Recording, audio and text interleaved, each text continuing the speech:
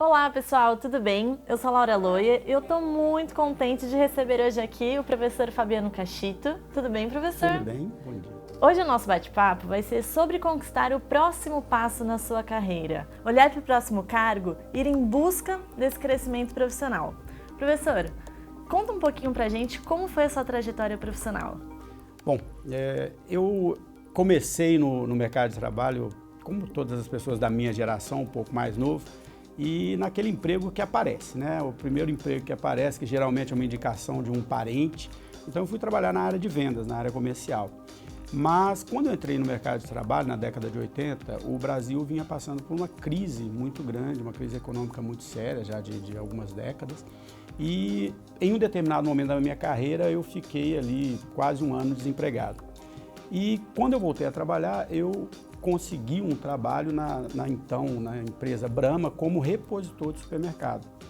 Eu já tinha sido vendedor, já tinha atuado como vendedor, mas comecei a ser repositor de supermercado. E aí eu precisava crescer profissionalmente, né? Eu precisava buscar oportunidades.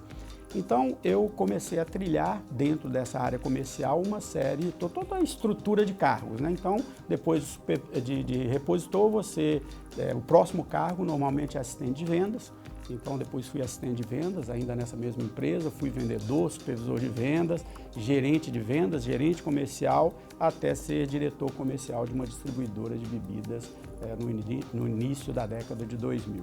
Muito interessante, professor, e a dúvida que me vem é a seguinte: no momento em que o senhor estava como repositor comercial, dando o próximo passo, você já planejava a sua carreira como um todo, né? Hoje estou como repositor, um dia quero estar como gerente, diretor, ou na verdade a sua estratégia era justamente para o próximo passo? Bom, vou ser bem sincero com você, Laura. Quando eu era repositor, eu tinha que carregar carga, né? Carregar caixa de cerveja.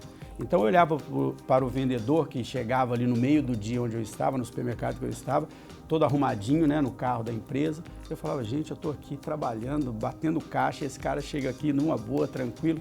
Não, agora eu quero ser esse cara aqui. E meio que, assim, de uma forma não intencional, o que eu fiz? Eu olhei para ele e pensei, o que essa pessoa sabe que eu não sei? Que competência que ele tem que eu não tenho?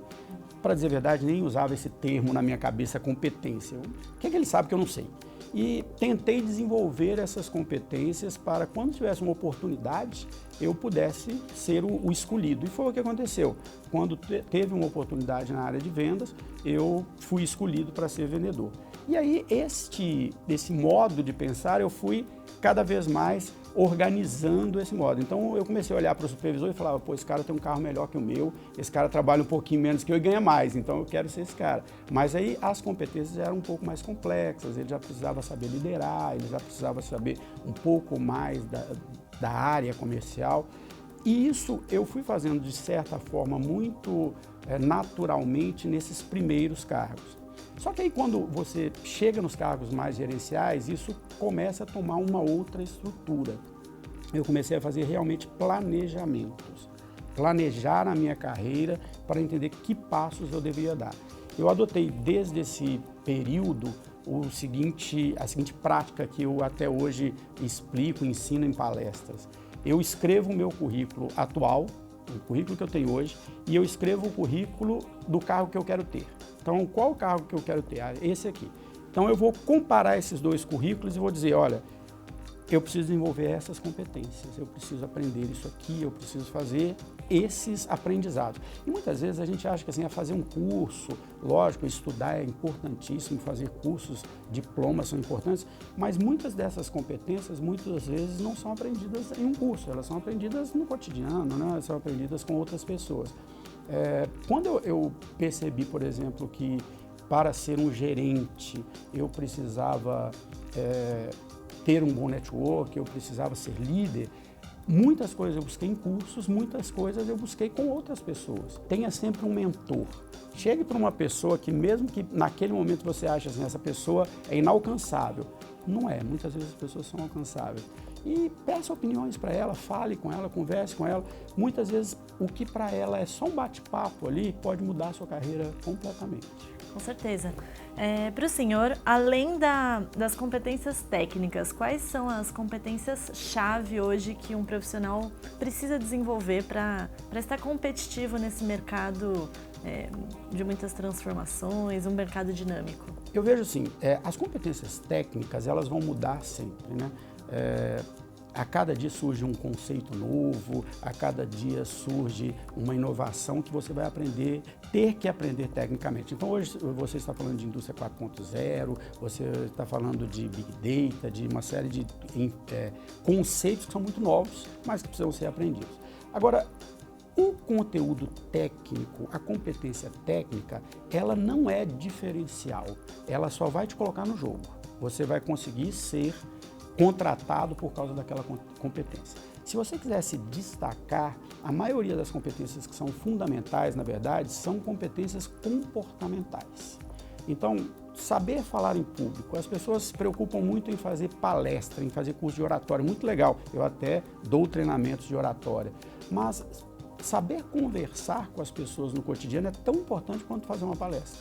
E muitas vezes eu não sei fazer isso, porque para saber conversar bem, eu preciso primeiro aprender a escutar, que é uma coisa que normalmente as pessoas não sabem fazer. Outra competência que para mim é fundamental e muitas vezes não é ensinada na sala de aula, em cursos, é saber trabalhar em equipe. Eu dou o seguinte exemplo lá. Como professor, eu dou um trabalho em grupo.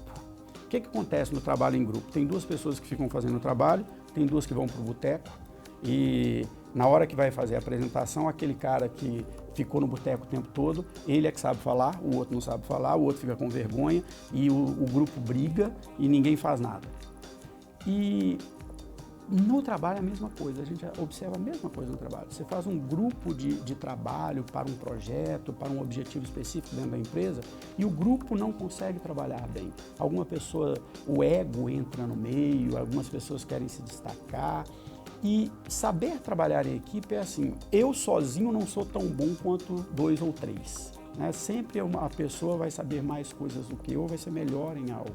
Agora, saber trabalhar em equipe é também deixar o ego em casa, é aceitar a opinião do outro, é aceitar que o outro sabe mais do que você sobre aquilo, o que são coisas muito difíceis para nós no cotidiano. Então, respondendo à sua pergunta, as competências comportamentais, elas são fundamentais para que você se desenvolva profissionalmente. As técnicas, elas vão abrir a porta. O diploma, ele abre a porta. O que faz você destacar lá dentro é a sua capacidade de relacionamento com as pessoas, de saber conversar, saber trabalhar em equipe, saber liderar as pessoas, são competências fundamentais. São competências muito complexas, né, professor? Bem mais complexas do que as técnicas, né? Que além do conhecimento, exige também o desenvolvimento de habilidades. E a habilidade vem com o dia a dia, como o senhor pontuou. Quando você fez a técnica de escrever o seu currículo e também escrever o currículo que o senhor almejava, como que foi a priorização do seu desenvolvimento? Porque a gente sabe que precisa desenvolver uma série de competências, mas a gente sabe também que o nosso tempo ele é escasso.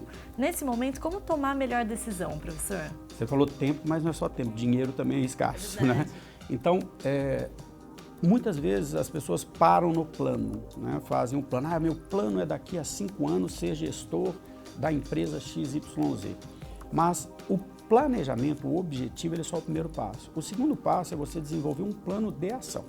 Então, como que eu trabalho isso e sempre que me pedem ajuda nisso, eu explico dessa forma.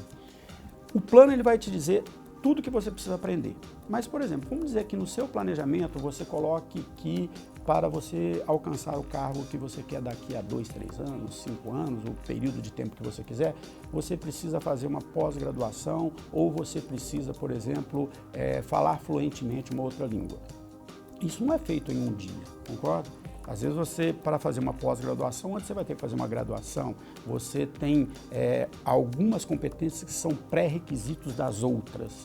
Então, a primeira coisa é organizar isso em um cronograma. Então, olha, se eu quero fazer isso daqui a 2 anos, hoje eu tenho que fazer isso, amanhã eu tenho que fazer aquilo, daqui a 6 meses eu tenho que fazer isso. Então, organizar no cronograma. Existe uma ferramenta de gestão chamada 5W1H, que ela diz o que fazer, como fazer, onde fazer, por que fazer, quando fazer, que é muito boa para isso, porque você consegue organizar, olha, o que eu tenho que fazer, quando eu tenho que fazer isso, como eu tenho que fazer, porque pode ser um curso, pode ser conhecer uma pessoa, pode ser desenvolver um relacionamento, pode ser aprender uma competência. Então, nem sempre é simplesmente fazer um curso, mas muitas vezes é conhecer uma pessoa que vai ser importante na sua carreira. E junto com esse plano, você precisa fazer também um orçamento. Porque se a gente tivesse dinheiro para fazer tudo que a gente quer, né, todos os cursos, todas as experiências, todas as viagens que a gente quer fazer, seria ótimo, mas nem sempre a gente tem. Então você tem que priorizar. Olha, eu quero fazer tudo isso, mas este é mais importante, este vai ter um impacto maior. E é interessante que muitas vezes nós pensamos muito nessas competências técnicas, mas vamos deixando de lado algumas coisas que são fundamentais, como por exemplo relacionamentos. Vamos supor que você pense assim, eu quero mudar de carreira, não estou satisfeito com a minha carreira, quero fazer uma mudança de carreira. Normalmente o que as pessoas pensam assim, olha, então eu vou fazer um curso que vai me dar o ensinamento sobre essa carreira. Fundamental, você tem que fazer esse curso, se inscreva agora. Mas, para que você mude de carreira, para que você tenha a oportunidade de entrar numa nova carreira, você vai ter que conhecer pessoas que atuam nessa carreira. Porque como que você vai conseguir seu primeiro emprego, sua primeira oportunidade nessa carreira se você não conhece ninguém no mercado? Então, dentro desse seu plano, você tem que ter claramente assim, como eu vou desenvolver relacionamentos que podem me levar a essa outra carreira. Então, que eventos ocorrem dessa carreira? Como é que eu posso fazer parte desses eventos? Onde estão os grupos de discussão sobre essa carreira? Como é que eu faço parte desses grupos de discussão? Onde essas pessoas se encontram? Que barzinho que as pessoas desse tipo de profissão se encontram? Eu preciso estar lá, porque é lá que eu vou fazer os relacionamentos que vão me permitir mudar de carreira, né? Eu tive essa oportunidade na minha carreira, né? Porque a carreira é uma coisa engraçada. As pessoas pensam assim, eu vou ter uma carreira na vida. Eu vou fazer uma graduação com 20, 25 anos e aí eu vou fazer uma pós, vou crescer e vou ficar nessa carreira a vida inteira. Bom, primeiro, isso não vai acontecer por alguns motivos. Nossa vida profissional está cada vez mais longa. A gente não se aposenta mais com 60, nem com 65, para dizer a verdade, nem com 70. Porque a expectativa de vida do brasileiro vem crescendo cada vez mais e as pessoas chegam aos 70, 75 anos de idade, hoje a expectativa de vida é de 76 anos, lúcidas, né, ativas, querendo trabalhar, então você vai continuar trabalhando e a sua carreira não vai durar mais do que 20, 30 anos, porque ela vai ser substituída por alguma outra forma de se fazer aquela atividade. Então nós vamos ter várias carreiras, né, durante a nossa vida. E quando eu fiz essa carreira, né, eu vinha na carreira profissional executiva da área comercial, ela era muito interessante, remunerava muito bem, mas quando eu cheguei em um determinado momento eu falei, não é isso mais que eu quero para o resto da minha vida. E foi quando eu comecei na minha carreira acadêmica. E eu tive que fazer isso, eu tive que começar a fazer relações com pessoas do meio acadêmico.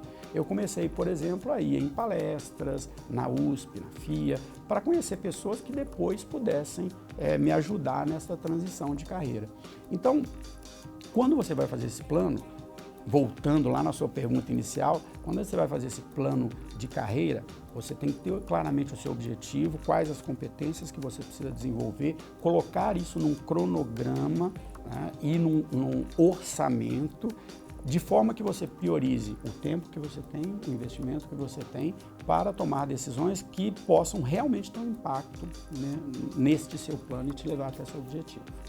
Professor, quais foram as grandes decisões, as grandes competências e conhecimentos que você escolheu desenvolver durante essa trajetória toda?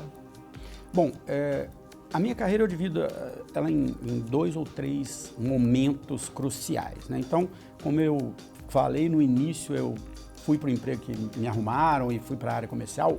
Amo a área comercial, gosto, porque eu gosto de negociação, gosto de conversar, gosto de falar. Então, fui por essa área. Chegou em determinado momento da minha carreira que eu alcancei os meus objetivos ali, mas não estava me sentindo feliz, né? A gente tem muito essa questão da nossa relação com o trabalho, né? o brasileiro ele enxerga muito o trabalho como sofrimento, né? Então, assim, como uma coisa ruim. E não é, né? O trabalho é uma coisa, faz parte da nossa vida, nós nos definimos pelo trabalho. Quando você conhece uma pessoa, a primeira coisa que ela pergunta é o que você faz, né? E o trabalho ele é fundamental para nós, para definir até quem é a nossa identidade, né? E aí eu comecei a pensar em uma mudança profissional, né? Eu realmente parei e fiz um plano de 5 anos para buscar uma nova carreira no meio acadêmico. Naquele momento eu identifiquei que o que eu gostaria de fazer profissionalmente seria lecionar. E dentro desse plano, né, existiam investimentos muito pesados. Eu tinha um objetivo muito grande, que era fazer uma pós-graduação, um MBA, e eu escolhi a FIA, na época, isso em 2006, como a instituição que eu queria estudar, por representar a qualidade que eu queria, né, o relacionamento que eu ia desenvolver ali. Então, era um investimento muito pesado. E nessa época eu era gerente comercial, gerente de vendas, na verdade, e tinha uma premiação estadual na empresa na qual eu trabalhava, que o melhor gerente de vendas ia ganhar um carro. Na época, um carro que hoje valeria aí mais ou menos uns 40 mil reais. E eu ganhei esse carro. Só que eu virei para a empresa e falei assim, não quero carro, me deem dinheiro. Não deixa nem ver o carro, porque se eu ver o carro, eu vou querer o carro. Então assim, não deixa nem ver, me dá o dinheiro. E eu peguei esse dinheiro e investi no MBA da FIA. Paguei lá à vista e falei, já vou deixar o dinheiro aqui, porque senão eu vou gastar. Então paguei. E foi o melhor investimento que eu fiz para a minha carreira naquele momento, porque ele deu o start para uma mudança profissional. A partir daquele momento eu fiz relacionamentos ali que foram muito importantes na minha carreira, eu desenvolvi aquilo que eu vinha buscando. Dali eu já fui para o mestrado e fiz uma mudança de carreira a partir desta decisão, né? Uma segunda decisão que eu tomei, e essa foi até dolorida, mas que também muito importante, uns 5 anos depois, quando eu comecei na carreira acadêmica, eu fui muito para a graduação. E como todo mundo começa na carreira acadêmica. E a graduação ela é muito recompensadora do ponto de vista pessoal, né? Você vê a pessoa sendo formada, você vê uma pessoa que entra ali como um jovem que mal sabe o que quer e depois ele como um profissional, ela é muito recompensadora. Mas eu via que ela era muito limitante dentro do que eu imaginava fazer. Então, lá por volta de 2010, eu fiz a decisão de sair da graduação e começar a lecionar em pós-graduação. Essa foi muito dolorida, porque eu gostava da graduação, gosto até hoje da aula da graduação, por você lidar com uma pessoa em formação. É diferente da pós-graduação, que você lida com um profissional que já está formado e está buscando se desenvolver. Mas foi importante porque ela me forçou, essa decisão me forçou a me desenvolver mais, porque para lecionar em cursos de pós-graduação, eu leciono na FIA desde 2009, você precisa ter muito mais conhecimento. Para mim foi chocante, a primeira aula que eu entrei para dar na FIA,